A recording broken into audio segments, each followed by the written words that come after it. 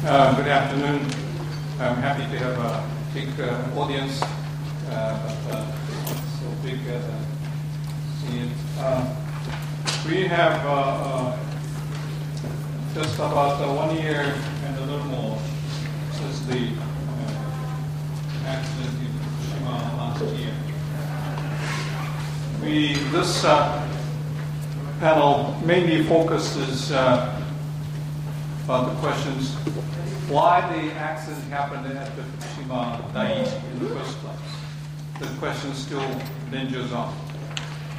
Then, after you have learned why, then how can we improve the safety situation of the nuclear power generators in Japan so that we can avoid any future accident repetition.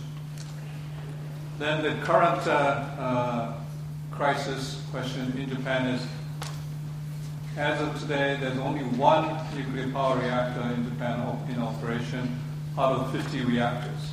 They are having difficulty restarting the reactors because the people are just afraid to give permission or consent to start power generators in Japan. What can we do? That's another question. But all through these questions, I sensed sort of lack of leadership in Japan, or I would say lack of proper leadership, both at political level and in the nuclear community in Japan, so to speak. Look at all the debates in Japan, nuclear debates. It's almost anonymous. There's no central strong figure in Japan who argues this is the future of Japanese nuclear industry, or this is the way it should be. It's almost conducted anonymously, the balls flying from this direction, the other direction, so on and so on. So I think we need to have a truly leadership crisis in Japan on the nuclear issues.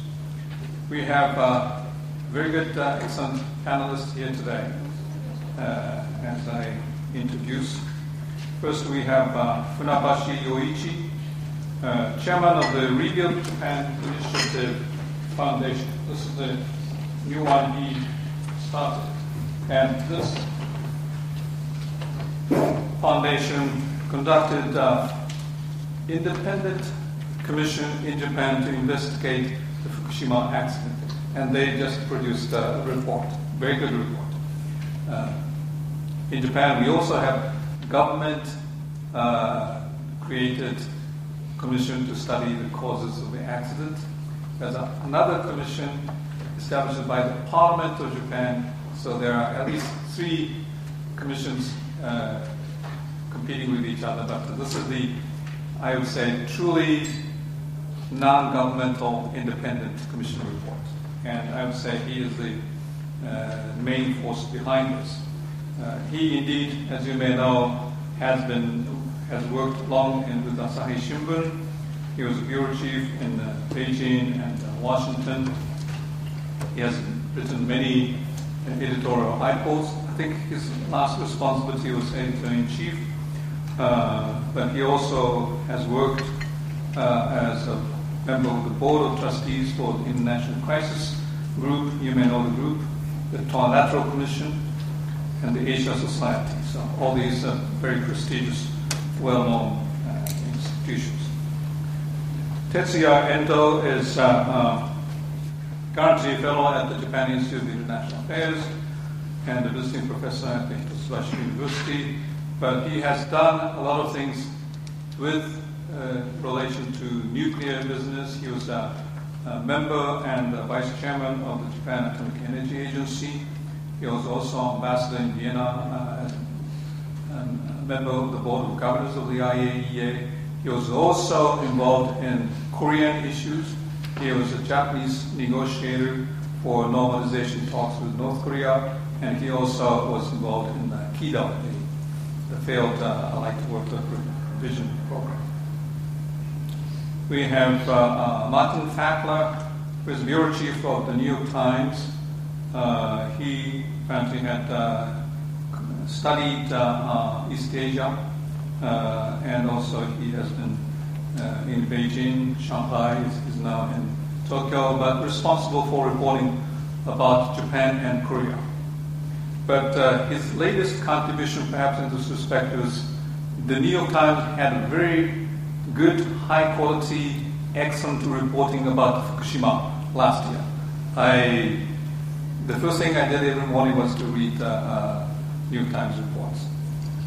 Last of all, Im Monsoon is a professor, Department of Nuclear and Quantum Engineering at Korea Advanced Institute of Science and Technology. He also had extensive association with in this field. He has been a researcher at the Korea Atomic Energy Research Institute. He lectured at MIT, and he was assistant professor at North Carolina State University, and so he was also associated with the Oak Ridge National Lab in the United States. So he has extensive background, especially on the scientific side of the nuclear business, I suppose. So let me start the panel. Every panelist is supposed to give about 10 minutes of presentation initially. So let me start with Mr. Nawashi. Please. Thank you very much, Ambassador Abe. I'm very much delighted to be here. As he kindly introduced, our think tank has been doing conduct of independent investigation to critically review what went wrong with Fukushima, and we have been very much fortunate to have a really good members of commission, and one of them is Ambassador Endo. I really have been very much grateful for his contribution to our report. I would like to today summarize what the fact findings and lessons we learned, but primarily focusing on the governance crisis, as well as crisis management program, which the Japanese government actually was confronted in the thick of the crisis. In the very critical days of the Fukushima nuclear accident, Prime Minister Kan instructed Chairman of Japan's Atomic Energy Commission, Dr. Kondo Shunsuke, to drop worst case scenario, actually which had been unprecedented in Japan's post-war history for government to commission this kind of contingency planning in face of that almost existential crisis. And Dr. Kondo submitted that worst case scenario to Prime Minister Kan in late March, and in which it's forecast that Unit 1 of the Fukushima Daiichi would have hydrogen explosion of container reactor, and which would make all the works completely unworkable. That would force the workers to evacuate, and then which would lead to the Unit 4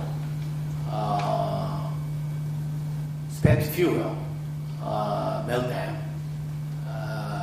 Spent fuel would interact with the concrete, which would release that radiation massively, and it could reach to 170 kilometers, even to 300 kilometers, depending on the direction of the wind. And if that becomes a reality, there are 30 million to 35 million people in Tokyo metropolitan area would have been forced to evacuate. Fortunately, that did not happen. But as we have investigated further and interviewed qualified specialists, as well as government officials in the past year or so, we realized that situation may have been dangerously close to that this nightmare scenario, which Dr. Kondo submitted to Prime Minister Khan.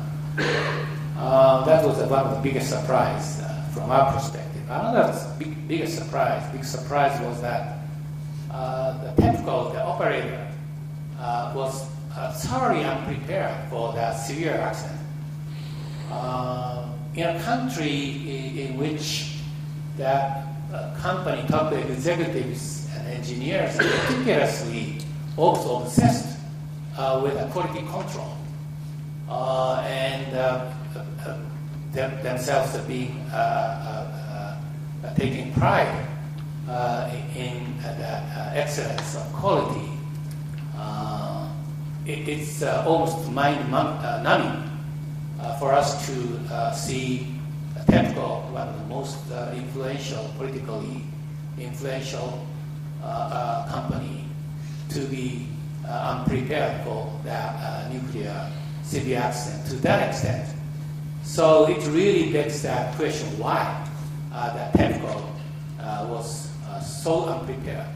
And we concluded that it was not so much as that managerial or operational, but as perhaps reflecting that more deeper social, historical background. We had Hiroshima and Nagasaki nuclear bomb, and anti-nuclear sentiments remain to be very much strong. And particularly since 1970s, after the first oil crisis, Japan, depending almost 99% of oil imported from the Middle Eastern countries, felt compelled to develop the nuclear plants for providing that energy security. Yet that the people still remain to be very much anti-nuclear. Nuclear allergy was so strong. So the companies, operators, as well as the regulators really felt obliged to argue that the nuclear safety is absolutely safe, absolutely guaranteed. And if the risks related to that nuclear plant would be publicly acknowledged, the citizens would demand that the nuclear plants be shut down until those risks were removed. And the operators are highly reluctant to backfit the new scientific findings and technological innovations to improve the safety, because making such changes would be admission that existing procedures and precautions insufficient, and nuclear plants do not possess that absolute safety. So actually, they have actually found themselves caught in their own trap. The avoidance ultimately translates into unpreparedness. So that's the backdrop of this unpreparedness and governance crisis. The regulators actually share a lot of, I think, blame.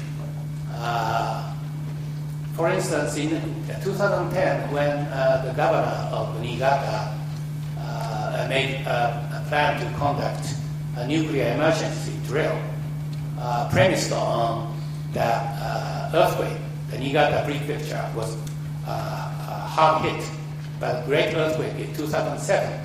So the governor felt necessary to make a plan to conduct the nuclear emergency drill based premised on that. Then NISA, the Nuclear and Industrial Safety Agency, it's an umbrella of the METI, advised to Niigata prefecture that to do so could cause unnecessary anxiety and misunderstanding, quote unquote. And the Niigata prefecture was duly obliged to modify their plan and dropping this premise in favor of less menacing alternative. It's a heavy snow. Okay? So that the regulators pretended to regulate, and the regulators pretend to be regulated.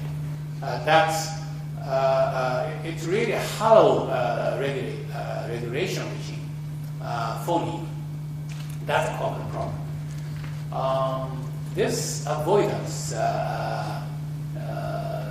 phobia, I should say, about the contingency planning and lack of preparedness in crisis management, actually, in that field of nuclear safety, is congruent with that phobia with regard to that the contingency planning in the realm of national security in Japan. That avoidance approach to national security, avoidance to the extent, to the point of avoidance approach to national security has been more of a permanent feature in that post-World War II Japan's national security. Japan has been very much proud of a nation as peace, and as such, they have avoided making any contingency planning. I think this 3/11 moment brought to the fore the deficiency of Japan as a nation of peace, and that I think has actually revealed that problem, serious problem of lack of vision of national security state.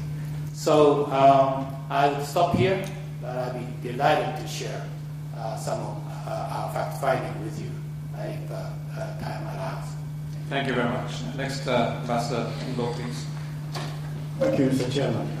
As I was introduced, I was one of the members of a fact-finding commission on the effects of Fukushima incident.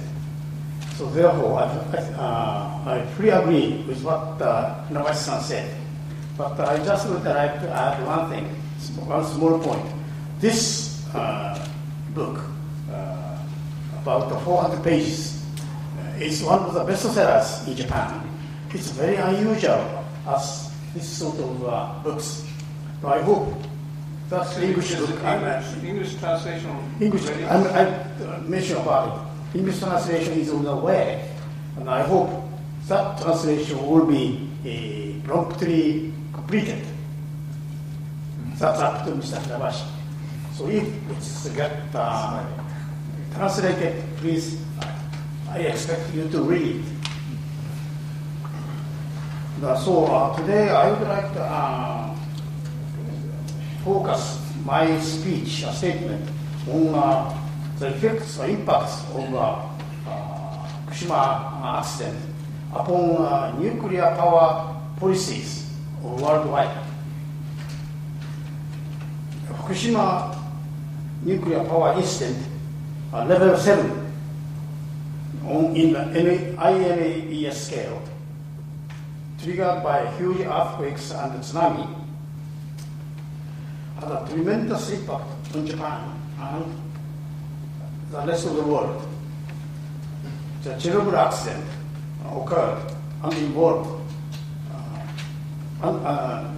occurred under communist regime in Ukraine and involved a special Soviet-type RBMK nuclear reactor. Whereas Japan's nuclear power industry was renowned worldwide for its technical capabilities, therefore magnifying the impact of Fukushima accident. According to economist Japan etude, that impact can broadly classify into two ways. One is collective impact on countries across the globe and the impact on specific countries. So let us look at first at the collective impact around the world, common response by the countries concerned was to pay greater attention to tightening their nuclear power safety regulations. The implementation of stress tests in EU serves as one example of this. The IAEA too has set out to strengthen peer review. Given that nuclear power safety has thus far been regarded as an exclusive province of national governments, however, a significant number of countries are opposed to the imposition of mandatory measures by the IAEA. So IAEA is now struggling how to strengthen nuclear safety regulations. It's not so easy for them because of, as I said, oppositions or reluctance by some countries. At the same time, the Fukushima accident has sparked a number of anti-nuclear campaigns. Then next, let us examine the impact by country. Impact differs considerably by country, depending upon its political, geopolitical conditions, energy situation, its sense of ethics, and other factors. The response of individual countries can be summarized as follows. One, the future of nuclear power in Japan is very, very unclear at present. This is due to the poor leadership in Japanese government. The government party, DPJ, Japan Democratic Party of Japan, has adopted a policy weaning the country from dependence on nuclear power. But at the same time, it is also anxious about being able to ensure steady supply of electricity as the summer approaches. So here is a construction dilemma between the two. So the general populace has taken a harsh stance towards nuclear power, and this is particularly true in areas near nuclear plant sites. However, this is not necessarily a matter of NIMBY. Rather, in Japan, NIMBY doesn't so much oppose to nuclear. Rather, the areas surrounding nuclear site are strongly opposed to nuclear. In any event, the general direction by future nuclear power policy will likely emerge from the Ministerial Conference on Environment and Energy to be held this coming August. So in other words, Japan is waiting for, as a policy, waiting for the decision to be taken by the Ministerial Conference this coming August. Number two, Germany, Switzerland, and Italy have been prompted by Fukushima accident to announce that they will be taking with nuclear power, they will be breaking with nuclear power generation.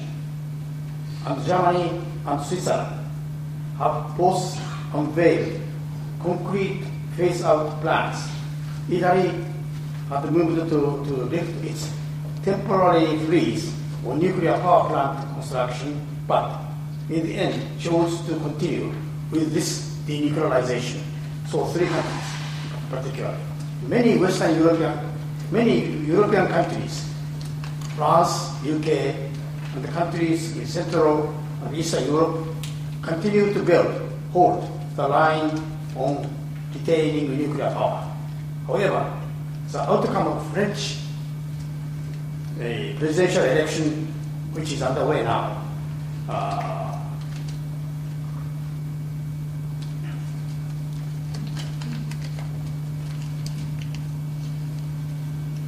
bears watching very attentively. So number four, standing out from the crowd are China and India. Russia and South Korea has maintained their proactive stances. Southeast Asia has expressed interest in nuclear energy, but among Southeast Asian countries, at present only Vietnam has taken explicit steps in this direction. Other countries are not yet so. The Middle East, UAE, Turkey, Jordan, etc., is also still showing a willingness to introduce nuclear power.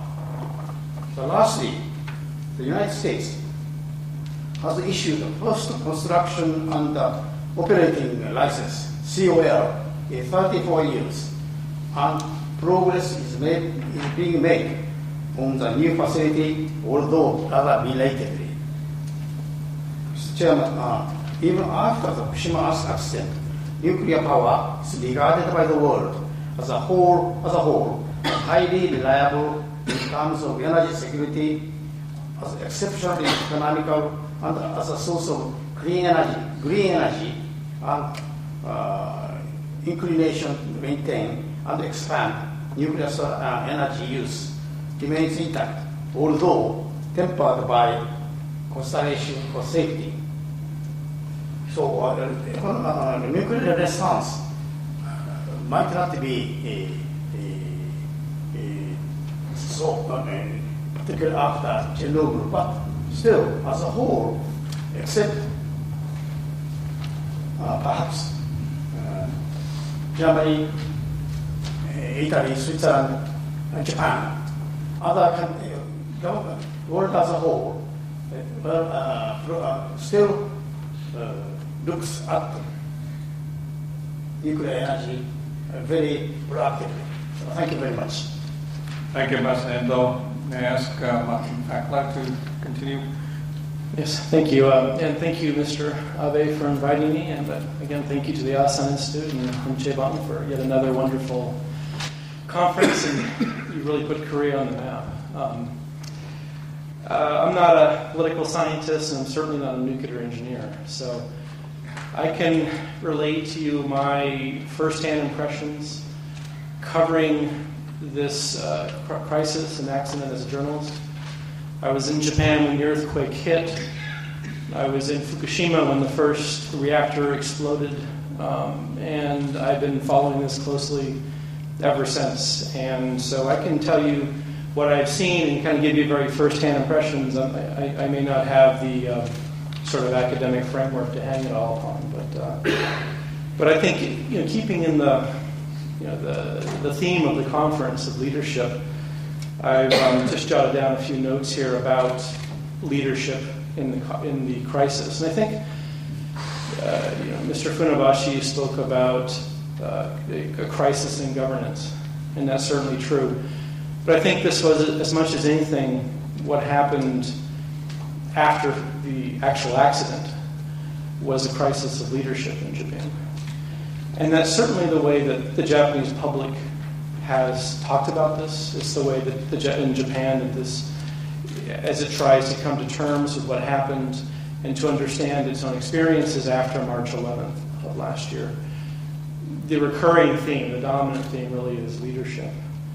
And just very briefly, why this concern with leadership? Well, there are several reasons, but one big reason, of course, is that Japan is a country that has had very little leadership in recent years. 6 prime ministers in 6 years. It's a country that I think there's a lot of frustration. There's a feeling of a different sort of crisis, a crisis in politics and a crisis in leadership in the country, that Japan needs some sort of guidance to guide it out of its long funk, its long stagnation. And so the Japanese public is very, very, I think, sensitive and attuned to issues of leadership. And so it's a country that has had perhaps a low level of leadership, but a very high concern with leadership.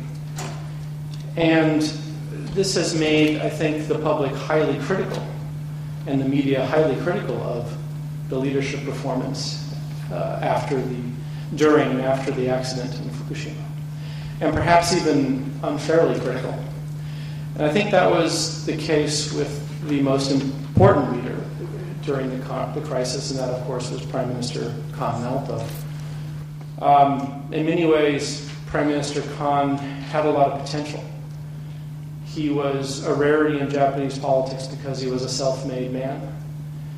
He wasn't part of this, sort of caste-like system where you have fourth and fifth generation politicians, with seats being handed down like heirlooms, seats in Parliament, I mean. But he was a self-made man. He was somebody whose father, I think, was a salaryman who rose up by his own abilities.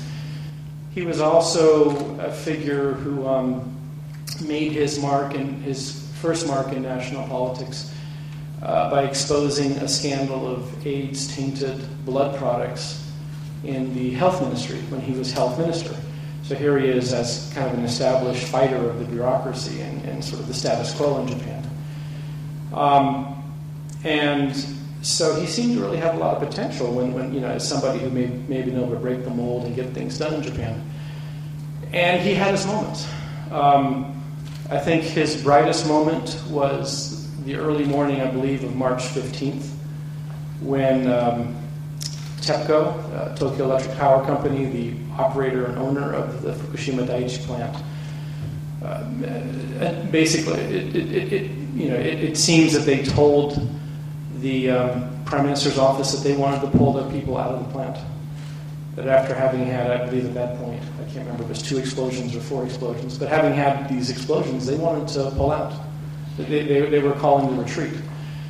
And Kan, after 2 or 3 days of essentially having left the crisis to TEPCO, as he focused on the much larger humanitarian crisis in the tsunami-hit parts of northeastern Japan, suddenly swung into action, and he marched into TEPCO's headquarters. He put his right-hand man, Hosono Goshi, there, and I think he really, that was perhaps his brightest moment, the moment when he forced TEPCO to get serious, and he really focused energy on saving the plant and keep having people stay there until the end, if necessary, to keep the plant from getting worse. And I wonder if an LDP prime minister, or if one of his predecessors would have done the same. I don't know. So I think he really, that was really a time when leadership mattered, and I believe Prime Minister Kan showed it. However, overall, I'd have to say that he proved to be an ineffective leader. And I think I would just briefly mention 2 reasons. One was he was his own worst enemy, or if I can put it a different way, his greatest strength was also his biggest flaw. And what I mean by that is, here he was, the sort of established bureaucracy fighter, the man who is going to put politicians in charge in Japan and end the long sort of de facto rule of the bureaucracy. And as a result, he had a deep distrust of his own institutions. He's the prime minister sitting at the center of Japan, the Japanese government, and he distrusted almost every tool at his disposal. So when the crisis happened, he surrounded himself with a half dozen or a dozen of his friends, and within this circle, kind of tried to figure everything out, and cut himself off from really essentially thousands of people and all sorts of resources at his disposal. And where that, I think, really came to a head, where you really see that being a problem, is in his handling of what's known as SPEEDY, which was this computer system that would predict where radiation would spread to after a nuclear accident. And it was a computer system based in the Ministry of Education, and it was working after the accident. I mean, there were some issues, but it was churning out maps showing where the radioactive plume, at least the direction it would go in. And what was interesting was that, as far as I can tell, Kan didn't even know that SPEEDY existed until several days after the accident, perhaps even too late for it to be effective. And what you got to realize is it's a predictive system, right? It was supposed to tell people where the radiation would go. And so once the radiation got there, it's essentially too late really to be of much use. And so it was really crucial to use this system properly, that it be made available to the right people the first days after the accident. And what happened was, basically, Khan didn't know it existed. As far as I can tell, none of his top people, Edano, any of these guys, Holson, these guys didn't know it existed. And the reason they didn't know they didn't know it existed is they had cut themselves off from the bureaucracy. And so the Ministry of Education didn't want to approach him with it. They gave it to NISA. NISA didn't want to deal with it. They handed it off to the Nuclear Safety Commission. They didn't want to deal with it. So it just ended up sitting around with no one looking at it until, I believe, Hosono-san told me that he didn't know about Speedy until March 23rd, 2 weeks after the accident, when it was way too late. And had they known about this thing, why this is tragic is because one of the towns near the the plant, was a town called Namie. The citizens of Namie fled north after the accident. They fled northwest. They fled up towards an area known as it's called Itatemura. And they were thinking that the prevailing winds at that time of year would take the radiation south, so they went northwest. Well, it turned out they went right into the plume. And it was one of these things where they were playing outside. They had children and families, and that could have been prevented. That could have been avoided. And again, I think there are a number of reasons why Speedy was not made public, but I believe one reason was simply the people in charge didn't know it was there. They had willfully shut themselves off from the tools at their disposal. I think another thing, though, if I can, kind of another problem with Prime Minister Khan is that he had this perception that like a real man wasn't a man of words, he was a man of action. And if he sort of rolled up his sleeves and got to work and tried to fix, tried to get the situation of Fukushima under control, that the people of Japan would fall behind him and that people would understand what he was doing. And I think he missed one of the really essential facts of politics, which is that politics is drama, right? Politics is performance. And he never kind of went out there and told people what he was doing. He never really explained himself. He never really articulated a vision or a direction or anything. I think he was oddly silent, even months after the disaster. He really was a non-entity in many ways throughout the disaster. I mean, I'm reminded of 9/11 and how President Bush disappeared for several days. Khan did the same kind of thing. He was just a non-presence. He wasn't there. I mean, he was there in his office, but he wasn't talking to the people. He wasn't trying to reassure people, give people a vision or a direction. And I think this had enormous consequences because I think it fed the huge distrust that people in Japan now feel towards their leaders. Because there's just a sense that leadership in Japan failed, that the country was left rudderless and directionless, and that I think Khan fed this perception just by his simple failure to get out in front of a microphone and tell people what he was thinking, and to try to give some direction and to try to reassure the public at a very dark time. And I think there's a lot more we could say. I think I'm running out of time. But, just really briefly, for all Khan's faults, the fact of the matter is that he did better than almost everybody else. The bureaucracy, frankly, was a no-show. The head of NISA was the NRC of Japan, the main nuclear regulatory agency. As I recall, I think maybe Yoichi can help with this. Was it Terasada-san? The guy went home. Was it on March 12th? He just went home. Right? I mean, NISA was a no-show. The NSC, the head of the NSC was Madarame.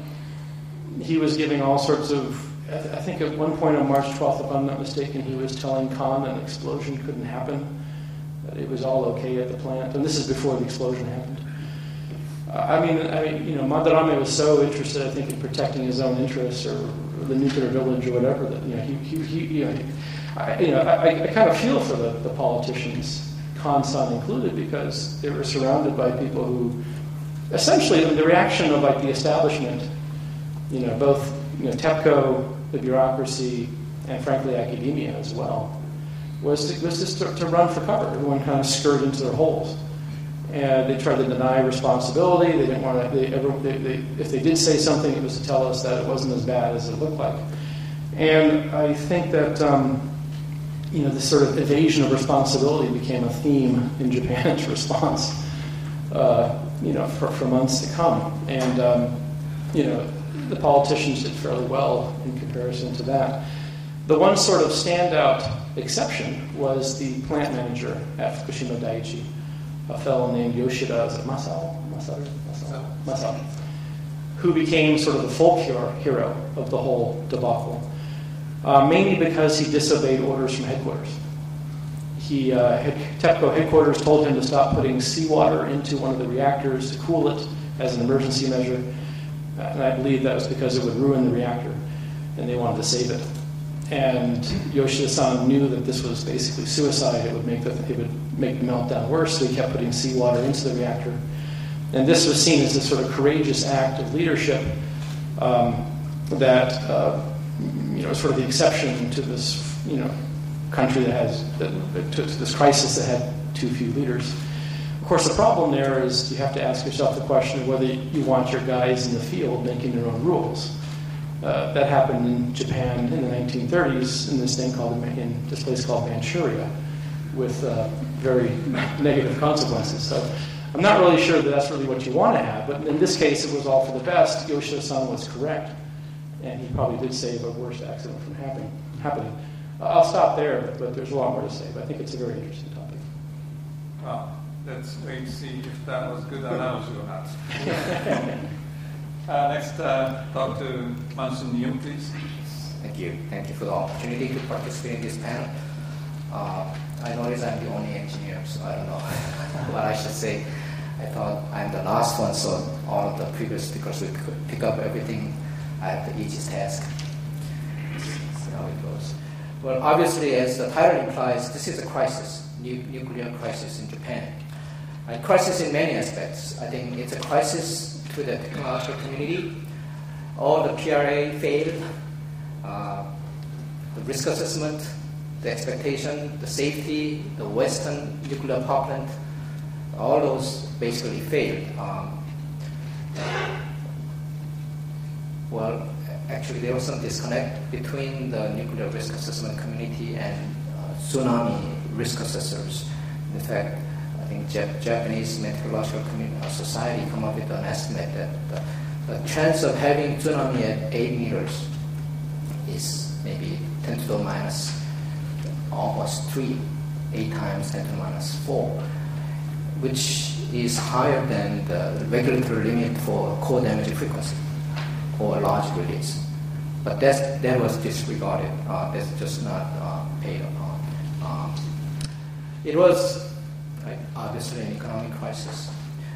The latest World Bank estimate is the disaster will cost $110 billion, maybe up to $250 billion. Obviously, this is not just for the Fukushima accident, but including everything. But still, this is an economic crisis. This is a social crisis. Japan is a society with high pride and high social solidarity, high social capital. But then this really accident is a crisis for Japanese social capital. Japanese people thought Japan is the safest, most orderly society in the world. But then that really sense of pride is going away. Japan always trusted the national institutions. Basically, this incident, as several of us indicated, so shattered the trust of the people. It is really a crisis or demise of Japanese nuclear industry unless something really happens. We get together and do something different now. TEPCO is almost bankrupt at this point. The burden that was just put on them. The chairman asked earlier, how are we going to get out of this? it'll be a very difficult road ahead. Now, with this extent, I think the local government is going to be more further empowered. The non-profit organizations, NGOs, will be more empowered. They will have more say to all the decision-making processes. When nuclear power development is very much centralized, decision-making driven industry, I think having really major future development will become very difficult. It is a crisis to global nuclear industry. We've been saying that one accident anywhere in the world will be an accident to everybody. And this will effectively end maybe nuclear renaissance. And that's what happened. So with all this crisis, the sense of crisis of what is actually happening, what does that mean? I'm a believer that crisis is an opportunity. So I want to talk about opportunities that these crises are bringing about. Well, first, because of this accident, the nuclear industry or nuclear community is waking up. We realize that, well, accident to happen. Maybe our approach needs to be corrected. We've been saying, oh, nuclear power is safe, don't worry about it, nothing's going to happen. Well, Chernobyl, it's a Russian plant, Russians are horrible in engineering and so on. There's a shift, a paradigm shift in nuclear safety. We've been focusing on design basis, excellent. Now we're shifting our interest to beyond design basis. The station blackout is becoming part of the regulatory requirement according to NRC, and that is becoming, I think, that's sort of a norm in other countries as well. South Korea, for example, just right after the accident, they conducted a review of the safety of their existing power plants, and they came up with 46 action items to improve the safety of their plants. They added 33, for 46 for existing and then 33 for the plants under construction. US NRC is changing the fundamental philosophy of nuclear safety from more of a technological-driven standard to health-based. They've been always talking about core damage frequency. Or if the core damage frequency is 10 to the minus 4 or 10 to the minus 5, we should be doing fine. Well, if core damage happens, what happens next? Now we have to look at the health issues, the performance issue, really. The performance of nuclear power plant is impact on people. And that was never actually appropriately addressed in the past. That's what I call PLA level 3 was not really required for all the plants, but that will become, I think, mandated for all of the nuclear power plants. New guidelines are developed for severe accident management as manifested in this accident. Maybe there was some plan, but there was no comprehensive disaster management plan. But that is going to be required for all of the plants, I think, at least in the Western countries. This accident also, I think, presents an opportunity to address something that we haven't addressed in the past, the connection between safety and security. People realize, okay, well, there is an accident, and that is going to be something about potential, the accident demonstrates the possibility of a threat towards terrorism. As we just saw from the Nuclear Security Summit in Seoul, they come up with a communique indicating that this connection between safety and security has to be addressed in the future. I think that presents really a good opportunity for especially countries like Japan, South Korea.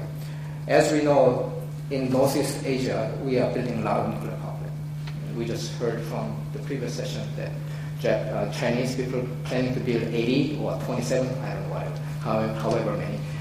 They're building all these plants on the coast. And if anything happens, this time it's going to come to Korea or to Japan.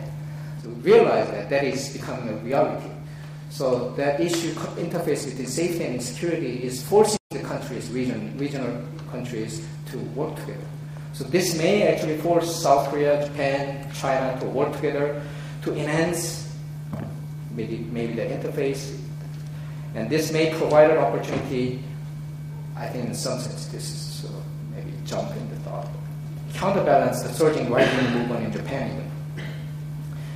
Closer collaboration with ROK and China will enhance the stability of the region, hopefully will have a chance to better address the threat from North Korea. The future of Japanese nuclear power industry.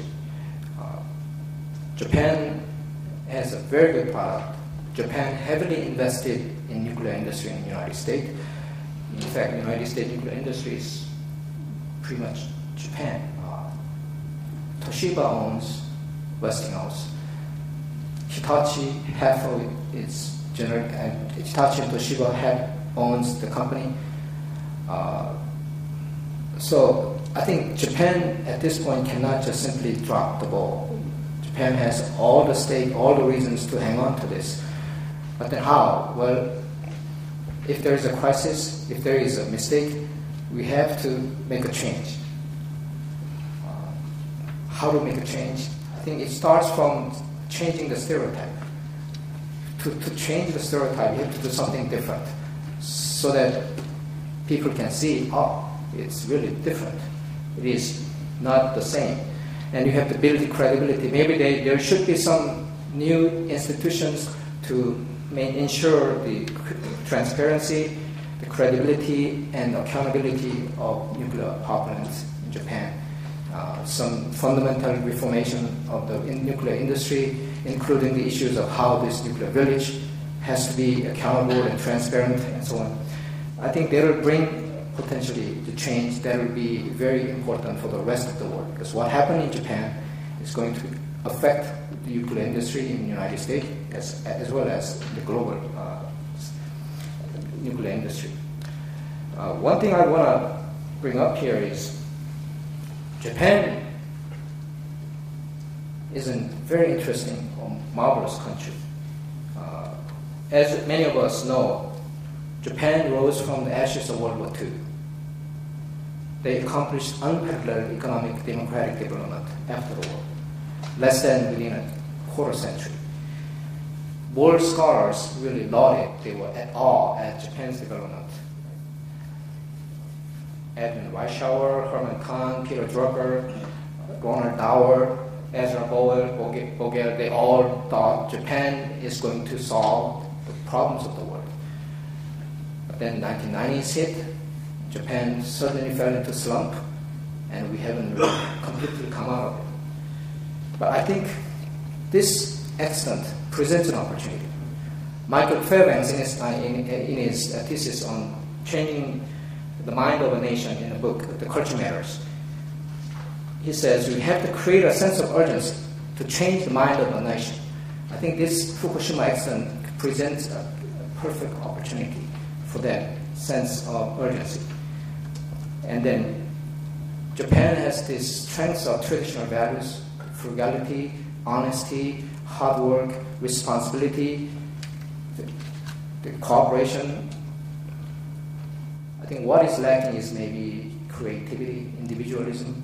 If you can combine your traditional strengths with newfound strengths in creativity, individualism, I believe Japan can create a new model for growth, maybe even a new model for global standard.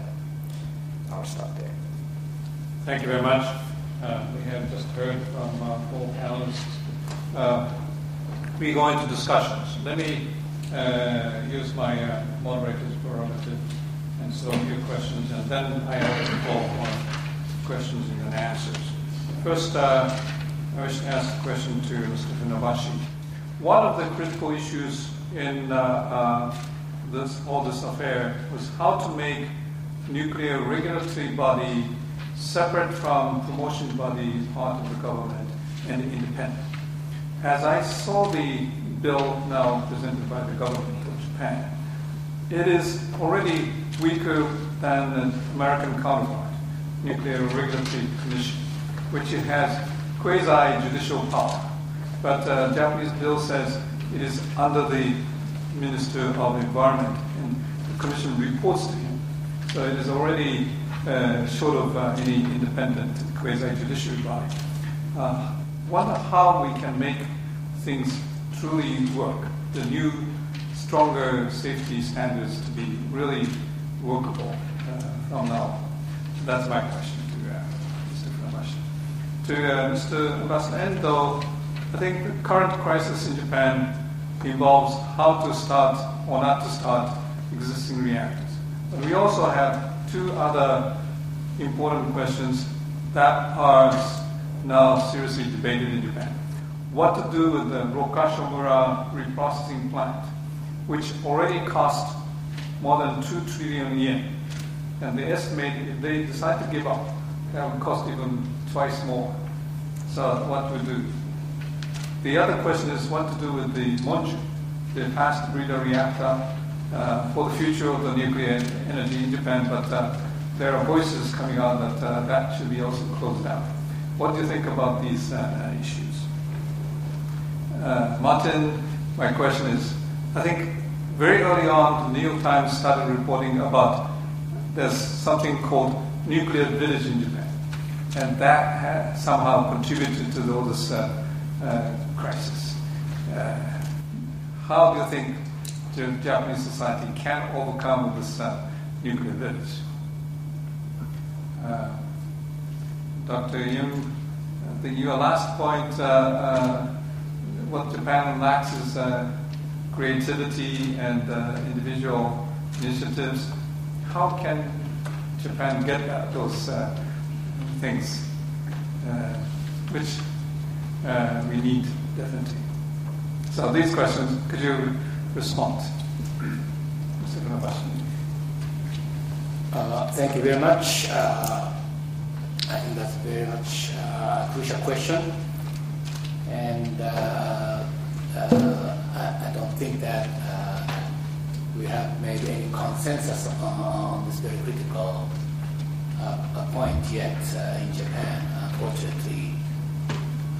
But I think that the core of that problem is that how independent that new regulatory body really should be entitled and ensured legally. That independence from the operator, certainly, but also it is required for them to maintain independence from the bureaucracy.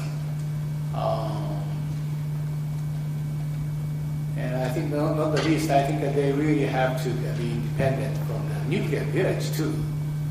But at the same time, you really have to take into account of that the missions and roles,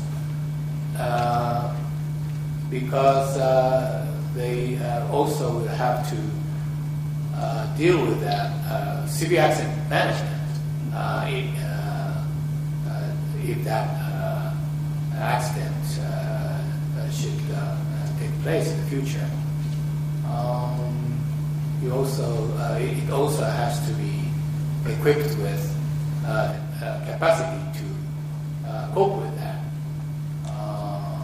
with strong enforcement capability. You also have to think of that integrating that safety and security and safeguards because it's entwined. And when you talk about that, the nuclear safety, you also have to take into account of those other factors too. Unfortunately, the current design it does not encompass that safeguard. Safeguard still will remain to be in the jurisdiction of Ministry of Education in Japan. So I think it's very, very half-baked. Still, it's not thorough, and I am afraid to say that they have not learned the lessons squarely. And I hope that they will revise the legislation so as to address those critical issues, particularly that independence, as well as that the capability to cope with that civil accident management. Thank you. Ambassador? Thank you very much. Mr. Chairman, you have proposed very difficult questions. Location is for processing the module for first breeder reactors. Those are key key or cornerstones of fuel cycle of Japanese government. Since the beginning of early days of nuclear development, Japan has made this fuel cycle as a cornerstone or key to its nuclear policies. But unfortunately, both of them have not developing as expected. Both of them have got no clear-cut, very clear perspectives to the future. It's eating so much money, but nevertheless, when do we expect them to come up as a result? No, not yet, no. So therefore, so many severe criticism against this nuclear fuel cycle, namely Rokkasho and Monju. And we means privately are working now how to make Rokkasho and Monju to be able to survive. And, within a few weeks' time, we are going to propose some policy recommendations to the ministers concerned. So one of the points which we are thinking to propose is let us give them how many, let's say it's 3 to 4 or 5 years, some limited time. Then do their best. Otherwise, you may have to go. That's sort of it's a nuance of ultimatum. We are thinking to make a recommendation to the minister concerned. So let's expect, it will come out within a few weeks' time. Good. Thank you. Martin? You asked me, how does Japan overcome the nuclear village, right? And the nuclear village, of course, is this complex of academics, bureaucrats, companies, politicians who are all sort of linked together to promote nuclear power in Japan. And I think, Mr. Funabashi was talking about greater oversight, which is probably part of it. But I used to be a financial journalist, and one of the things you learn in covering business is that if you really want to get to the bottom of something, you got to follow the money.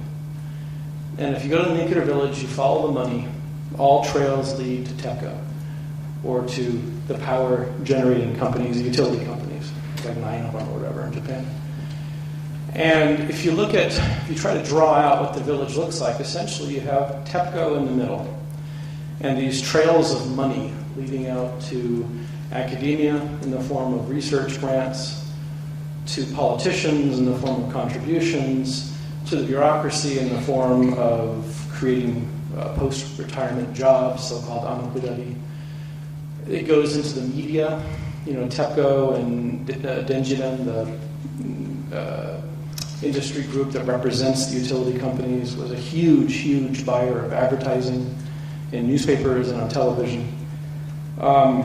It even goes to the communities where these plants are built in the form of various subsidies and grants and tax money and so on and so forth. So it's really this, if you really look at the nuclear village, what it is like there's this pot of gold at the middle, and that's the utility companies. They just have so much money, and it kind of goes all over the place, and all sorts of people benefit from that.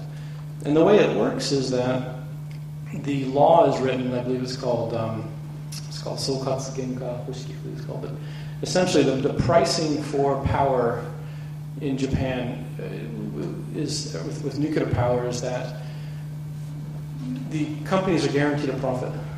They figure out they come up with what they say is the cost of the power, and I think they're allowed to then add something like 10% on top of that as a legally guaranteed profit.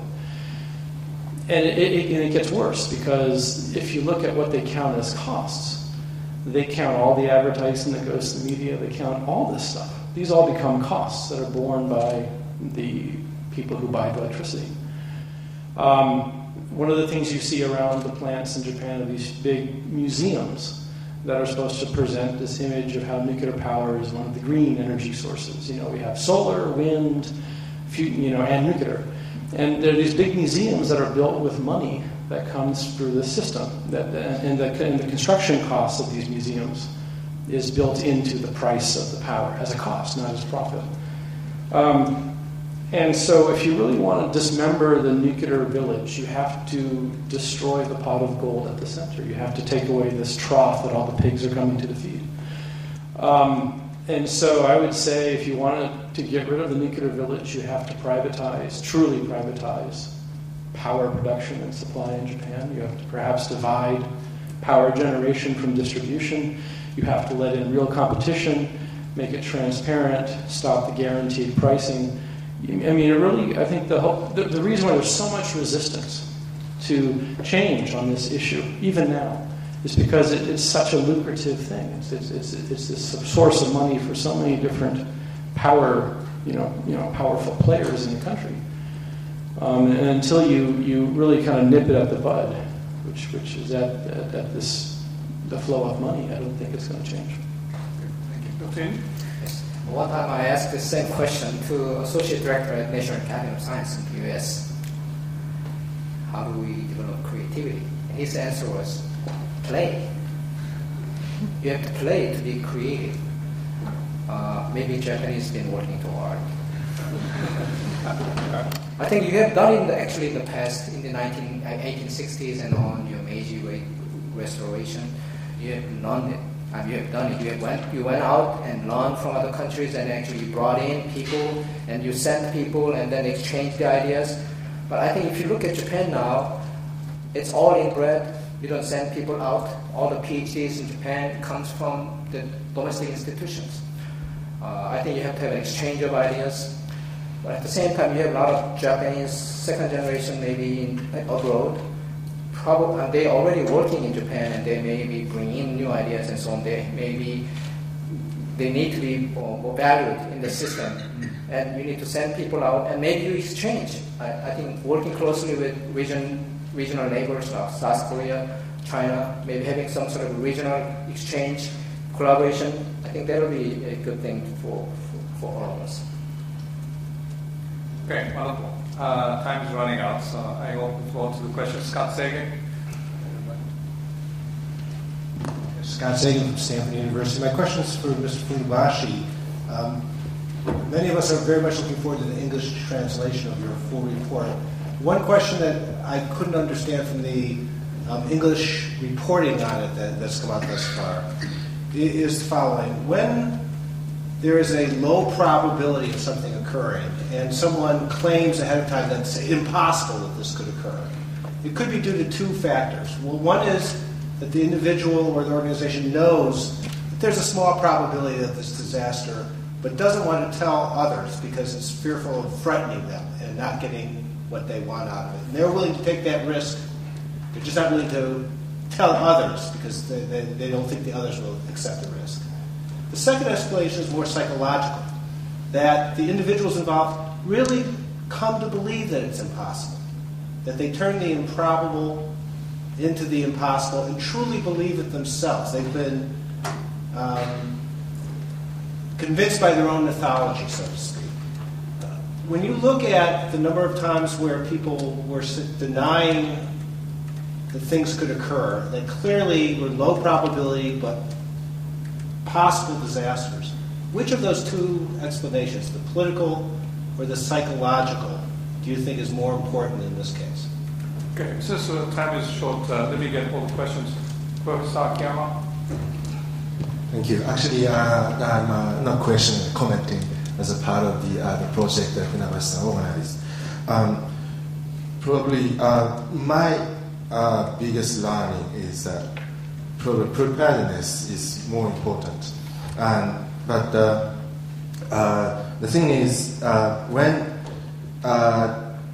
for example, on the site, the self-defense forces, police forces, and the firefighters got together to inject the waters to cool the reactors. There was no clear mandate who's in charge.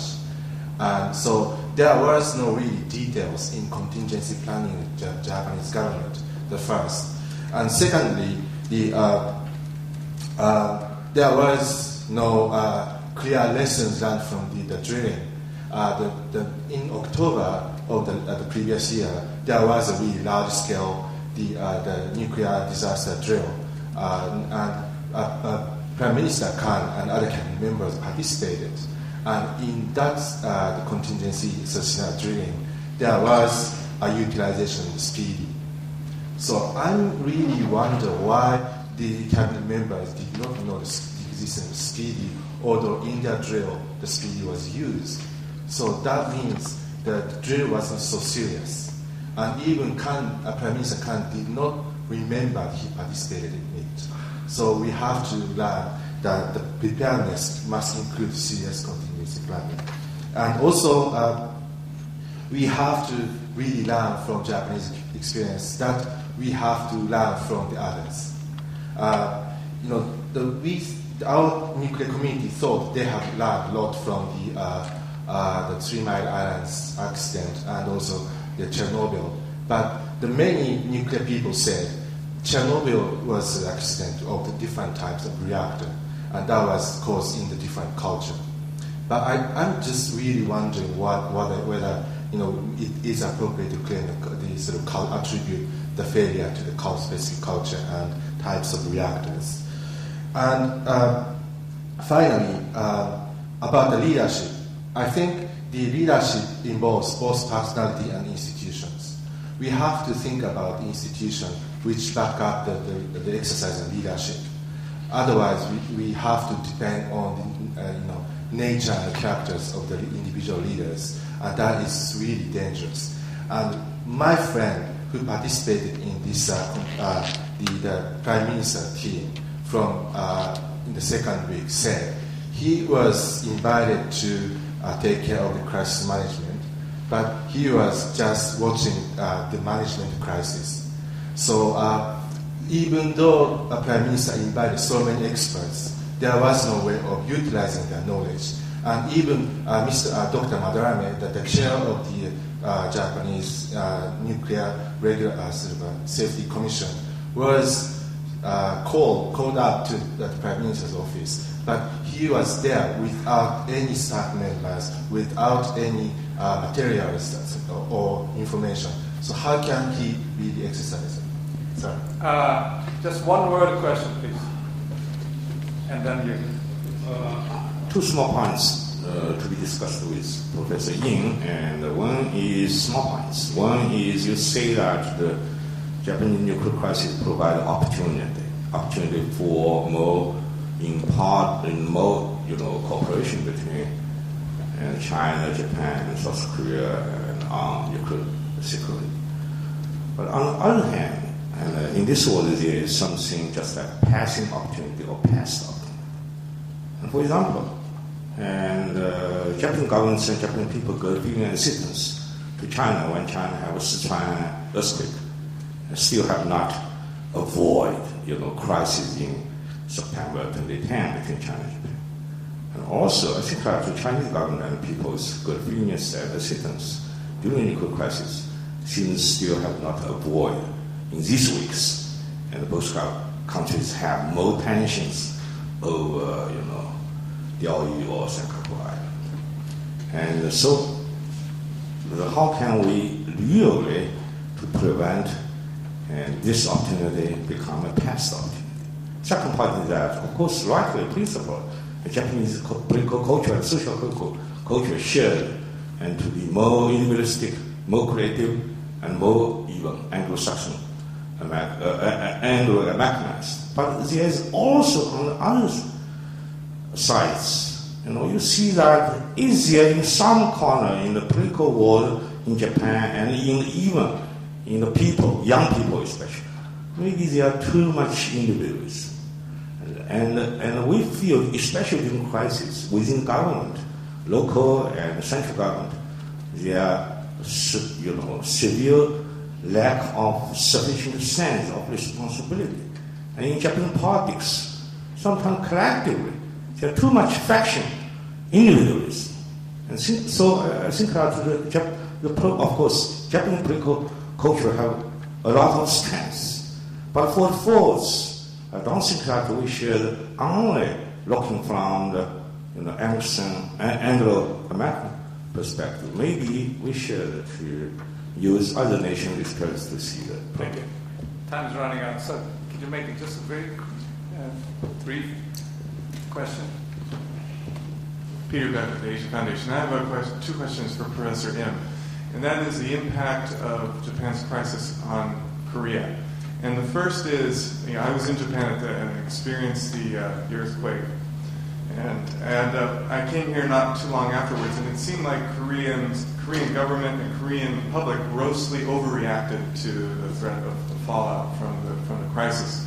But after this initial review of safety checks were conducted, it seems to be business as usual. Have attitudes changed fundamentally in any way, either within the Korean government or the Korean public about the safety of nuclear power? Or is it that the Korean public has decided, well, there's no alternative, or we're not in an earthquake-prone area, so we don't have to worry about a catastrophic disaster of the type that Japan experienced? So I was wondering if you could talk to us a little bit. And the second question is, I was struck by the outpouring of public support in South Korea for Japan and the Japanese people after the disaster, and the fundraising and everyone from preschoolers to the elderly, even comfort women were raising funds for Japan. But then within a matter of 3 weeks, the Japanese government issued new textbooks that seemed to, the headline in Chosun Ilbo was almost, Japan, how could you? We're helping you, and how dare you issue these new textbooks? So I'm wondering, is there any lasting sympathy, or have attitudes fundamentally changed towards Japan, or are we back to where we started, and again, missing this opportunity from this disaster to improve relations between all three countries? Okay, I ask Mr. Funabashi and Dr. Yin to respond. Just, I think, to respond, unless you have something. I think it's both. Some obviously genuinely believe in this, but the others perhaps believe in that because they find it politically and managerially correct to believe in that. But I think that the root cause here is risk averseness. They are so fearful of being confronted with risks, and I think they have intentionally confined those serious risks to the zone of unanticipated, and readily dismissed it as a risk of probability. So I think that's a root cause of the problem. Perhaps that this village also has something to do with this. So they are so much conformist. They are very much hostile to any dissenting views on the nuclear safety and the others, particularly nuclear safety issues. So dissenting views are frozen out or suppressed, and they have not developed that very healthy public space for that lively discussions. I think that's another problem. About the international collaboration, I think certainly the security issue, the interface between safety and security, brings up a lot of opportunities. There is no international standard at this point. I think the security community is at this point really scratching their heads and trying to come up with an idea how to come up with a standard, international standard for security. I think China, Japan, South Korea collaboration could amount something very useful for the world community in that regard. I think at least between Japan and South Korea there is a possibility for collaboration for export, because U.S. nuclear industry is half Japan, and I think U.S. and South Korea has a good relationship in terms of maybe export and so on. Right now, whatever we export, we pay part of the money, revenue to USA. Maybe you can build on it and then maybe build something together to exercise maybe synergism for the future nuclear market. In terms of Koreans' view on this nuclear power, the Asan Institute actually have done a survey among the public. their view on nuclear power before the accident, after the accident, and now. As you pointed out, there isn't really huge difference. They realized that we don't really have a lot of alternative. We are energy deficient. We are depending on foreign oil import and so on. So the majority of the people are still supporting the government initiative in promoting nuclear power. But at the same time, we have a rise of the voices, anti-nuclear community among the non-elite group of people, among the people, local people next to nuclear power plant and so on. So there is some development. Green Party has arrived in Korea. They are trying to find their footage here. So the development of those communities will have maybe some impact later on. But so far, we haven't seen a drastic change. In terms of the Japan-Korea relationship, we as a human being, we want to be a good people, humanitarian, and so on. But if you go home and you have a family business, you hurt your ego, pride, you become a different person. I think it's sort of the same issue. Maybe if you can touch upon those issues, I mean, if you can handle the issue, Korea's pride versus Japan's pride, to respect each other and then really learn how to live together, maybe we can solve that problem. Go back to the nice citizen sort of relationship. Wonderful. Thanks so much. Time is overdue. So thank you all the panelists for your participation. And thank you for the audience.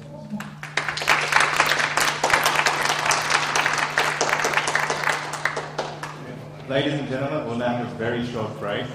The next session will begin at 5:30.